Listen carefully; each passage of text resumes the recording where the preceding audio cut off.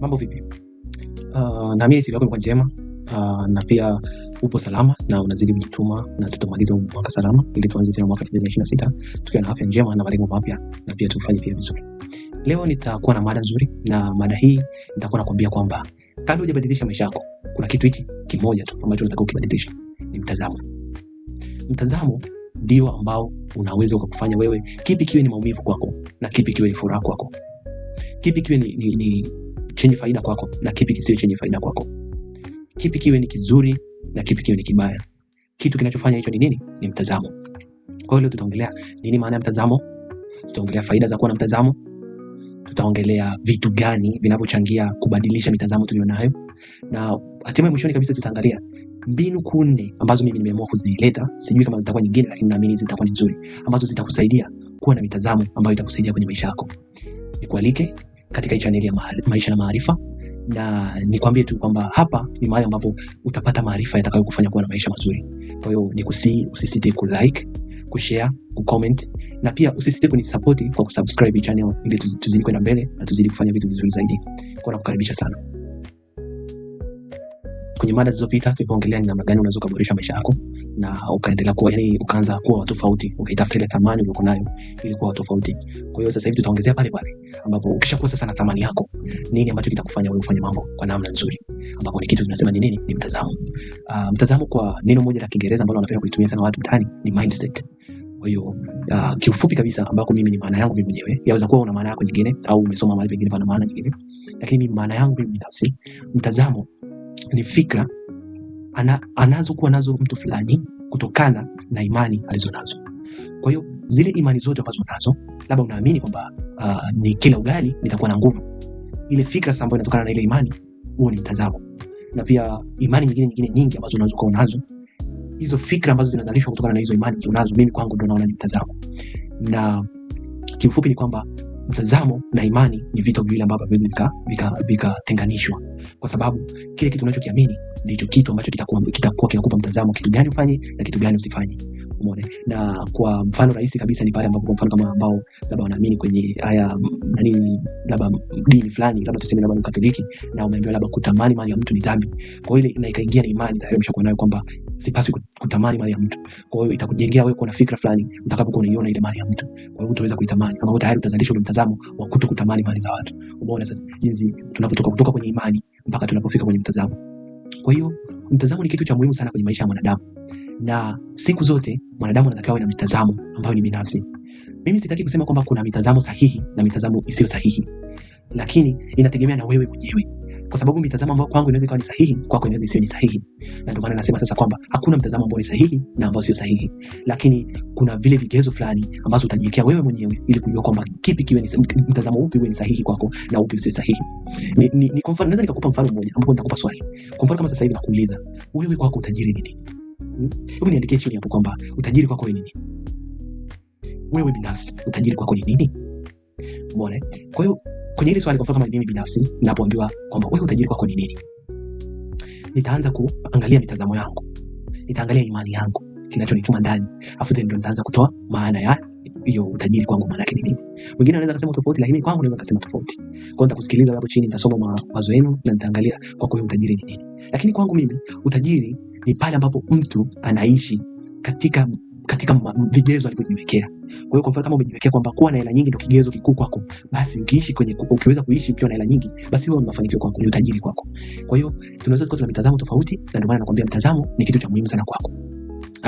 Hapa tutakwenda kuongelea faida za kuwa na mtazamo, naongelea vitu vinavyobadilisha mitazamo ya watu, na mwisho tutatoa zile mbinu ambazo zitakusaidia wewe kukuwezesha kuwa na mitazamo ambayo itakuchangia maisha yako kuwa mazuri, na kila kitu ambacho utakachokifanya kiwe kinaenda kwa kadri unavyotaka wewe, kwa sababu utakapokuwa na mtazamo ndipo ambapo vitu vyako vinakwenda vizuri. Kama nilivyosema pale mwanzo kwamba mtazamo ndio unakufanya kwamba kipi kiwe ni sahihi kwako na kipi kisiwe sahihi, kipi kiwe kina maumivu na kipi kisiwe na maumivu.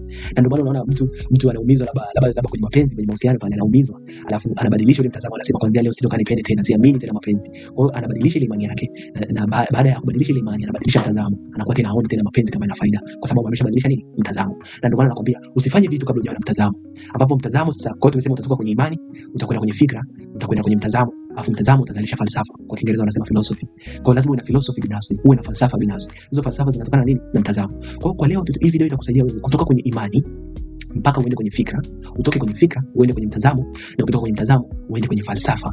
Alafu jinsi gani utakavyoishi kwenye hizo falsafa zako. Ndio kutakuwa kuna falsafa zile za kijamii, za kiujumla za kijamii, lakini kuna falsafa ambazo unataka kujiwekea wewe kama wewe kwenye maisha yako. Labda kwa mfano kama niongelea kama sisi ni vijana, labda tunatarajia labda tuna maisha mazuri. Je, falsafa gani ambazo utaziweka ili uwe na maisha mazuri? Wewe maisha mazuri kwako ni nini? Labda maisha mazuri kwako ni kuwa na familia, kuwa na shamba, kuwa na nini, kuwa unazalisha, labda uzalishaji fulani. Kwa zile ni falsafa. Au unaweza kujiwekea falsafa kwamba mimi nataka nifanikiwe kwenye elimu. Elimu tu ndio kitu ambacho naona kitanifanikisha. Kwa hizo ni falsafa mbalimbali ambazo zitatokana na mitazamo ulizo nazo. Basi tusipoteze muda sana. Nitakwenda kuanza na vitu gani vinavyochangia mitazamo tulionayo katika jamii. Ili tuweze kuelewa nini maana ya mitazamo, nitakwenda kuongelea vitu 6 ambavyo vinachangia kwamba tuwe na mitazamo tofauti. Na ndio maana nikasema kwamba wewe kitu kwako ambacho unakiona ni sahihi, kwangu kinaweza kisiwe sahihi. Je, ni vitu gani ambavyo vinatuchangia sisi? Wewe kwako ukiona ni sahihi, kwangu kisiwe sahihi. Nitakwenda kutaja vitu 6 ambavyo vitakuwa vinasababisha haya mabadiliko ambayo yako kati yangu na hizo tofauti ambazo ziko kati yangu na mtu mwingine. Kitu cha kwanza kabisa na ndio chanzo kikuu cha ni changamoto tunazopitia sisi kama wanadamu, na jinsi gani tunavyozitatua na njia gani tulitumia ni kuzitatua. Kwa hiyo chanzo kikuu cha mitazamo ni changamoto. Kwa mfano kama umezaliwa, wewe ni mtoto, hujajua kitu chochote katika hii dunia. Lakini labda mama kasahau mshumaa, labda tuseme labda ni mshumaa au jikoni pale amekuweka. Wewe ukaenda, kwa sababu hujui kitu chochote, hujawahi kuona kitu chochote, ni mtoto mdogo kabisa, unatambaa labda. Kwa hiyo ukaenda, yani fikra zako tu zikakutuma, nenda kagusa ule mshumaa au nenda kagusa ule moto, utaungua, then utaacha. Kwa hiyo kutokana na lile tatizo, utajenga fikra fulani kwamba sipaswi tena kugusa moto, na hautagusa tena ule moto. Na hapo utajenga mtazamo kwamba moto ni hatari, na utaacha kukaa karibu na moto kabisa. Toka hiyo siku na hakuna mtu atakaye kufundisha. Kwa hiyo hakuna mtu yoyote, hakuna kitu chochote, bali tu ni changamoto ambazo tunazipata sisi kama wanadamu kwenye maisha, ndio zinabadilisha mitazamo. Kwa hiyo mitazamo ndio ilivyo, na changamoto ndio zinazalisha ile mitazamo tofauti ambazo tunazo. Kwa hiyo kwa sababu sisi ni wanadamu na changamoto anazopitia mtu mmoja sio sawa na changamoto zinazopitia mtu mwingine, basi ndivyo hivyo zinavyozalisha ile utofauti wa mitazamo. Na ndio maana unaweza kupata tunamchagua kiongozi fulani aende pale juu, tukiwa tunaamini ili tuishi kwenye mitazamo yake. Kwa sababu kama sisi ni wana kijiji, labda tuko 1000, tumemchagua mtu mmoja akatuwakilisha, labda ni kwenye labda tuseme ni diwani wetu kwenye halmashauri ya kijiji au halmashauri ya kata, pale yule diwani anaenda kuweka mitazamo yake, afanye nini ili jamii yetu iendelee. Kwa hiyo tumemchagua mtu mmoja ili tuishi kwenye mitazamo yake. Kwa hiyo kama yeye atakuwa na mitazamo tofauti na sisi, atafanya mambo ambayo hayatupendezi. Na ndio maana tunasisi sana, na ndio maana nakushauri sana wewe kama mtu ambaye unataka kuwa na maisha mazuri, uwe na mitazamo yako fulani ambayo mitazamo utakuwa unasimamia na kuenda mbele. Sababu ya pili tunasema ni taasisi hizi za kidini. Mimi nimesema ni taasisi za kidini, lakini sio lazima ziwe za kidini, ila tu ni vyanzo vya imani. Kuna vyanzo tofauti vya imani, ambavyo vyanzo vya imani vinaweza kuwa ni kwa mfano kama wazazi, vinaweza kuwa kama hizi taasisi za kidini, zinaweza kuwa labda ni jamii fulani. Kwa hiyo kwa mfano unaweza nikaongelea mfano mmoja mzuri sana. Labda wazazi wako ulipokuwa unakuwa wakakwambia kwamba usiongee wakati wa kula. Ile ni imani fulani unakupandikiza, ambayo ile imani itakuzalishia fikra fulani, itakuzalishia mtazamo fulani.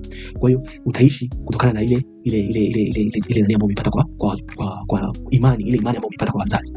Na vile vile kwenye hizo taasisi za kidini, kama unavyoambiwa labda usiibe, usizini, usifanye nini, umheshimu baba na mama, ufanye nini, zile imani unaweza kupandikiza ndani yako, ndicho ambacho kitakachofanya uwe na mtazamo, uwe na fikra fulani, uwe na mtazamo fulani. Kwa hiyo sisi kama wanadamu, naweza kusema hapa kwamba ni muhimu sana kuangalia vyanzo gani vya imani ambavyo tumevichagua. Sio uchague tu chanzo cha imani kwa sababu kinakupa faraja. Kwa mfano kama hizi taasisi za kidini, usiende tu kwenye taasisi ya kidini kwa sababu inakupa faraja. Nenda kwa sababu unaona ule mtazamo kabisa kwamba ule mtazamo unaota, ile imani unaokupandikiza kwako itakuwa na mtazamo sahihi wa kuyaona maisha kuwa bora. Hiyo ni chanzo cha pili cha mtazamo. Chanzo cha tatu nimesema ni vyombo vya kiutawala.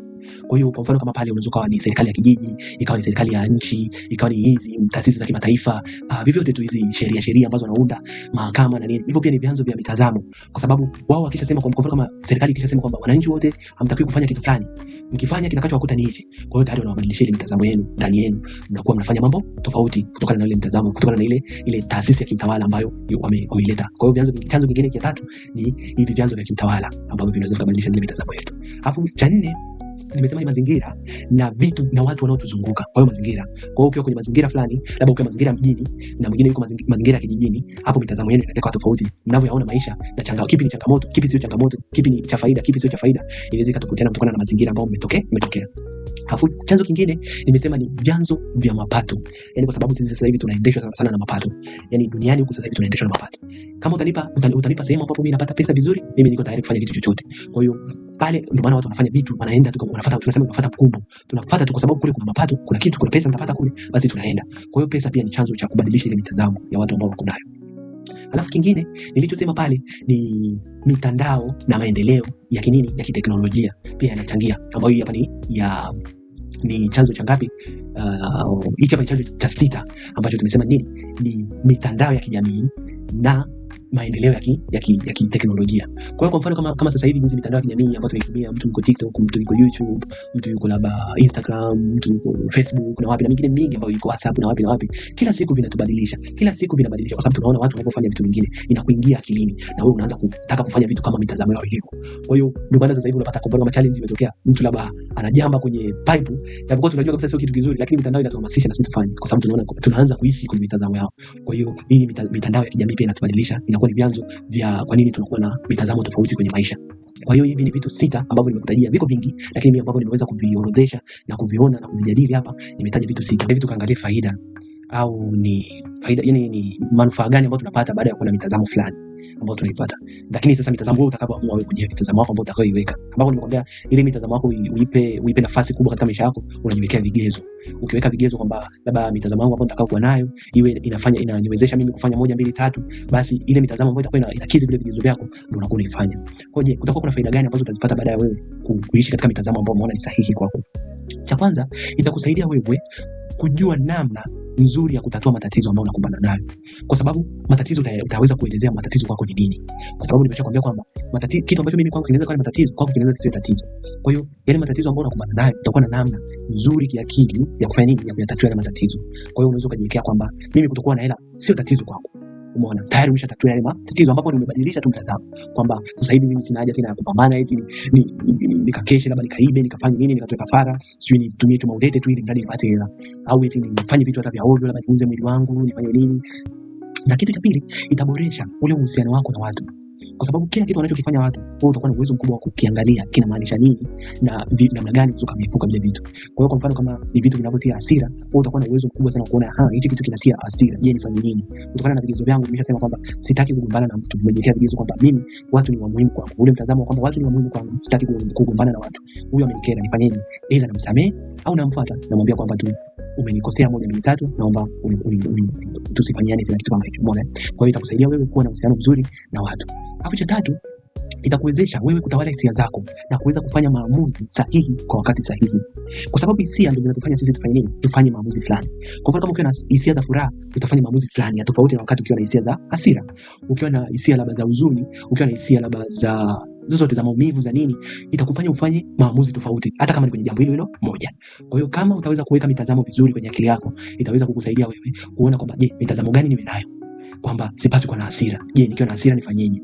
Labda nisifanye hivi na hivi, au ni mitazamo gani labda naweka, labda sipaswi labda kunywa pombe ili nitukane watu nianze kuwa na hisia za hasira, au je, nifanyeje ili kuepuka watu wanaonikera? Ile mitazamo ambayo utaiweka kichwani mwako itakusaidia wewe kutawala zile hisia zako, na zile hisia ukishaweza kuzitawala, basi ujue wewe unapokuwa unafanya maamuzi utakuwa unafanya maamuzi ambayo uyajutii tena baadaye, kwamba leo niliyafanya kwa sababu nilikuwa na hasira, nisamehe, niliyafanya kwa sababu nilikuwa na furaha sana. Labda umeahidi kitu ambacho ulikuwa na furaha sana, ukaahidi kitu ambacho huwezi kukitimiza, then baadaye unaanza kujilaumu. Tunaona hizo watu wanapoteseka huko mtaani, labda yuko kwenye sherehe anaahidi mimi nitatoa labda kiwanja, kumbe ana uwezo, ni furaha tu, hajaweza kutawala zile hisia zake, kwa ametoa ahadi ambazo hazieleweki, afu mwisho inamletea matatizo. Kwa hiyo ukiweza kuweka mitazamo vizuri, itakusaidia kutawala hisia zako, na kisha tawala hisia zako utakuwa unafanya maamuzi sahihi kwa wakati sahihi. Hiyo ni ya 3.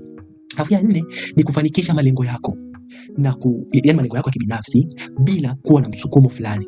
Kwa hiyo utajiwekea malengo, na malengo kwako yasiwe yanafanana, yani sio lazima yafanane na malengo ya mtu mwingine. Yani kwa kama sasa hivi tusiwe tunaishi kwamba tunaangalia tu watu fulani wanafanya hivi basi na sisi tufanye hivyo. Hapana, unaweka mitazamo yako. Kwa hiyo kama wewe labda ni mtu mwenye kipato cha chini, usiweke mitazamo ambayo itakuwa inakuumiza wewe ili tu uishi eti kama mtu fulani mwenye kipato cha juu. Hapana, weka mitazamo ambayo itaendana na wewe. Ikishaendana na wewe, changamoto hizi malengo yako yale ya kinani utakuwa unayaweka vizuri na utakuwa unayafanikisha vizuri bila kuwa na msukumo labda wa marafiki, msukumo wa mitandao, msukumo sijui wa nini, yani vile vitu vingine vingi ambavyo vinakusukuma wewe kufanya mambo bila shuruti yako au bila kufikiria, bila kuwa na mtazamo fulani, utaweza kuepuka. Kwa hiyo hakikisha unaweza kutawala mitazamo uliyo nayo, vile vyanzo vya imani. Sana anzia imani, kwa sababu nimeshasema shina la mitazamo ni nini? Ni imani ulizo nazo. Kwa hiyo tawala imani zako, tawala mitazamo yako, unaweza kupata hizo faida ambazo nimeweza kuzitaja. Ziko faida nyingi, ziko faida sana nyingi za kuwa na mitazamo mizuri, ambao tunasema sasa kijamii tunasema kwamba uwe na mitazamo chanya.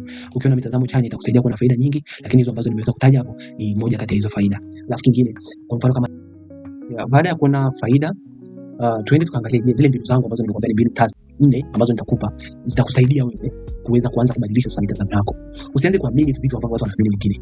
Yaani usiwe unaendeshwa na mitandao, usiwe unaendeshwa na watu wanavyokuzunguka, wale wanavyofanya vitu basi na wewe unaendeshwa tu unafanya hivyo wanavyotaka wao. Hapana.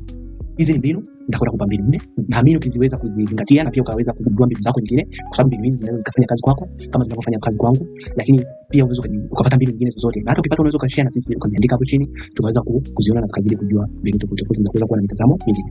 Kwa hiyo jiandae sana kisaikolojia kwamba wewe unataka kuwa mtu wa namna gani. Sio nataka niwe kama mtu fulani. Kuwa kama hiyo kusema kwamba nataka kuwa kama mtu fulani, iwe tu ni hamasa ya ndani ya wewe kufanya nini, kupambana. Lakini uwe na vigezo kwamba mimi nataka niwe mtu fulani. Yaani kwa mfano kama sasa hivi tufute watu wote ambao wanasema ni celebrity, wote wale ambao unawajua kichwani mwako, watu wote ambao unafikiria kwamba niwe kama wao, alafu tunakwambia sasa hivi kwamba wewe unataka uwe nani, umeelewa? Ambapo sasa wewe ukiweza kutawala zile mitazamo yako, ukiweza kuenda ndani kabisa ya imani yako, ukatawala zile mitazamo yako, basi utaweza kuelewa kwamba unataka uwe mtu wa namna gani. Ambapo sasa ukishaweza kutaja kwamba nataka niwe mtu wa namna fulani, utaweza sasa kufanyia kazi njia ambayo itakupeleka kwenye yale malengo ambayo unaona, yale mawazo ambayo umeyaona kuwa vile. Kwa hiyo hizi ni mbinu zangu. Ambayo ya kwanza nasema kwanza, kubali changamoto. Kubali changamoto zozote zinazokuja kwenye maisha yako na zione kwamba ni moja kati ya sehemu ya maisha. Kama nilivyoongea pale mwanzo nikakwambia kwamba changamoto ndio chanzo kikuu kabisa cha nini? Cha mitazamo na imani na mabadiliko yoyote ambayo tunafanya katika jamii.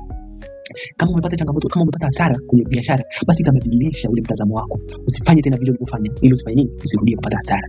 Umeona? Kwa hiyo changamoto ni moja kati ya sehemu ya maisha.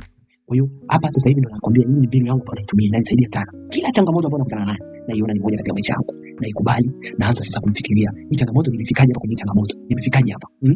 Nimefika hapa labda mimi ni mlevi, ndio nimefika hapa kwa sababu nilikaa na jamii, mimi ni Mchaga, nimekaa na jamii ambao wanakunywa pombe, nikaelewa hivyo, nikaona kwamba pombe ni kitu cha kawaida. Kwa hiyo nifanye nini ili nibadilishe nisio mlevi? Umeona? Kwa hiyo nimeanza kuiona changamoto ni moja kati ya maisha yangu na nikaanza kuishughulikia. Na pia naweza nikaiongelea kwenye level ya kijamii kwamba sisi labda kama Tanzania, sisi kama serikali, sisi kama nchi tumefikaje hapa kwenye changamoto ambapo tunasema labda hatuna ajira. Tukaangalia sasa tumefika hapa labda kwa sababu tumeacha kuwaelimisha watu jinsi ya kufanya uzalishaji wa vitu mbalimbali. Je, tufanye nini ili tufanye nini? Tutatue hii changamoto. Ni tuende moja, tukubali kwamba hii changamoto ni moja kati ya pati yetu. Tusikatae. Tusije tukaanza kukataa kwamba wewe tu unafanya kazi bana, wewe unajishughulisha, ujitumi, ufanye nini, ndio maana unaona kwamba hamna ajira, sio hamna kipato. Hapana, tuikubali kwamba ni changamoto ambayo ni sehemu yetu. Alafu tuende sasa tuangalie vyanzo vile kusababisha hii changamoto, na then tuangalie ni namna gani ambayo tunaweza kutatua hiyo changamoto kwa pamoja. Na changamoto nyingine nyingi na namna nyingine nyingi ambayo tunaweza tukafanya. Lakini cha kwanza ni kuweza kubadilisha ule mtazamo kwamba changamoto ni vitu vya kuepuka, ni vitu vinatesa, ni vitu sivyo nini. Hapana, changamoto ndio chanzo kikuu cha mitazamo na ndio chanzo kikuu cha mafanikio, kwa sababu kama usipopata changamoto hauwezi ukawa imara. Na ndio maana unaona kwa kama ukitaka kuwa mwanajeshi imara lazima upitie mafunzo magumu. Unateseka. Kwa kama mimi nimepitia labda JKT kule, unaweza kuwa tunakaa hata juani tu pale hivi unakaa hivi na unasema kwa nini unatuteza, lakini bado unakufundisha uvumilivu. Kwa ile changamoto unapokaa unakaa pale unatulia kama saa 6 umekaa kwenye jua, inaweza kukuwezesha wewe kuanza kutawala zile hisia zako. Hasira zinakata. Kwanza unaanza na hasira. Risala kwanza unaanza na hasira. Risala pili unaona hasira imepungua. Risala tatu unaona kawaida. Kesho tena ukija unaweka pale pale. Unaona ni kitu cha kawaida kinakuwa. Kwa hiyo changamoto ifanye ni sehemu ya maisha yako. Umeacha kimapenzi, mpenzi wako amekusaliti, ona ni jambo la kawaida. Then jitatue sasa, nifanye nini ili nisiangukie tena kwenye changamoto kama ile ambayo nimepata. Kwa hiyo mbinu yangu ya kwanza ambayo naitumia ni nini? Ni changamoto. Tatua changamoto zinazokuwa, zifanye ziwe sehemu ya maisha yako. Alafu cha pili ni jifunze kutokana na matokeo. Kwa hiyo umeshajua ni changamoto, jifunze. Mimi huwa mara zote nakubali hii ni changamoto, si ndio? Nakubali nimefika hapa kwa sababu fulani na fulani na fulani. Kwa hiyo nianze nikubali sasa kujifunza ile njia ambayo inanipeleka pale kwenye tatizo. Nikalikubali sasa ni tatizo, nikajifunza ile njia, then nikaweka sasa akilini mwangu kwamba sipaswi tena nifanye hivi. Kwa hiyo unajifunza kutokana na matokeo yoyote yanayokupata wewe, ambapo ndio itakufanya wewe kufanya nini? Kuwa na mitazamo mizuri. Alafu cha tatu, sikiliza maoni na jifunze kuweka vigezo binafsi. Hicho kitu kikuu, na ndio maana sasa nikakwambia kwamba mitazamo inatofautiana. Mitazamo yangu inaweza isiwe ya kwako, mitazamo yangu ambayo naona ni nzuri kwako inaweza isiwe nzuri. Kwa hiyo ni kutokana na nini? Kwa nini unasema sio nzuri? Ni kwa sababu una vigezo vyako. Kwa hiyo zingatia sana kujiwekea vigezo. Jiwekee vigezo kama mtu binafsi. Sio vigezo vile ambavyo jamii inakwambia. Sio vigezo ambavyo vile walimu wanakwambia kwamba usifanye hivi, usifanye. Sawa, vile viaje. Lakini unatakiwa ujiwekee vigezo wewe binafsi. Labda mimi kuanzia leo simu nitaishika kwa masaa 2 kwa siku, nitaingia mitandao ya kijamii kwa labda kwa masaa 2 kwa siku. Ukijiwekea vile vigezo vile binafsi, itakuwezesha wewe kuwa na mitazamo mizuri. Alafu ya 4 ambayo ndo ya mwisho kwangu, nasema epuka kwenda kinyume na hiyo vigezo ulivyojiwekea. Kwa hiyo tumesema cha kwanza, kubali changamoto. Cha pili, jifunze kutokana na matokeo. Cha tatu, sikiliza maoni na jiwekee vigezo binafsi. Alafu cha 4 sasa ambacho ni cha muhimu kinahitimisha yote hizi 3 ni kwamba jifunze kuishi ukifuata vigezo ulivyojiwekea. Kwa hiyo kama nimejiwekea kwamba sitokunywa kwa labda kwa siku sitokunywa bia zaidi ya moja, jifunze sasa kuishi kwenye na kuishi, yani jiwekee sasa ratiba kwamba hii, na wewe uanze kuishi kwenye hicho kigezo ambacho umejiwekea, kwa sababu kama ukiweka vigezo alafu ufuate, then utakuwa unaweka tu, mtu anaongea tunasema tu bla bla, unapiga bla bla, kesho unarudia. Umeona? Kwa hiyo ndio bip zangu 4 ambazo nazitumia kufanya nini, kubadilisha ile mitazamo yangu. Kwa hiyo wewe kama kijana, wewe kama mtu ambaye unapenda sana kufanikiwa, ni kutie nguvu. Kwanza safari ya kubadilisha mtazamo sio rahisi, lakini naamini inawezekana. Ni wewe tu kukubali moyoni kusema sasa nataka nibadilishe mtazamo wangu, na utaona. Na mimi nakwambia kwamba mtazamo wako ni kama misuli. Yaani unaona misuli, unaona? Kwa hiyo ile mtazamo wako kichwani ni kama misuli. Kadri utakapokuwa unaitumikia na kuiboresha na kuibadilisha kila siku, ndio kadri imara unavyokupata, ndio kadri unavyozidi kuwa mtu sahihi, ule mtu ambao unajitaka. Na ndio maana nimekwambia mimi sitaki kuinfluence wewe mtu wa namna fulani, kwa sababu ningekuja hapa nikakwambia kwamba mimi hapa labda kwa kama mimi naamini biashara, nije nikwambia kwamba fanya biashara. Ile ni mtazamo wangu kwamba biashara itakuwa sahihi, lakini unaweza kuwa na mtazamo tofauti. Kwa hiyo jiwekee mtazamo, angalia sasa kuwa kama msuli unapoenda kufanya mazoezi. Kadri unapoishughulisha na kufanya kitu, ile mtazamo wako utakuwa na utaanza kuishi kwenye yale malengo, kwenye ule mtazamo, kwenye ile fikra ambayo umejiwekea wewe mtu wa namna gani. Umeona? Kwa hiyo kijana mwenzangu, hii ilikuwa ni mada nzuri sana tumeongelea, na naamini umejifunza, na tuzidi kujulishana kwamba kipi tuboreshe, kipi tupunguze, kipi labda tumefanya vibaya zaidi, kipi tunaweza tukakiongelea. Unaweza ukaniambia tu ili tujue tunafanyaje sisi kama vijana kujikwamua kwenye hizi changamoto ambazo tunakuwa nazo na tuweze kuwa na maisha bora. Kwa hiyo usisite, kama nilivyosema pale mwanzo, usisite kushare, kulike, kucomment na pia kunisupport kwa kusubscribe kwenye channel ili kuniwezesha kwenda mbali zaidi na tuweze kuongelea mada nyingine kubwa ambazo zitakuwa zina manufaa kwa sisi vijana. Asante sana.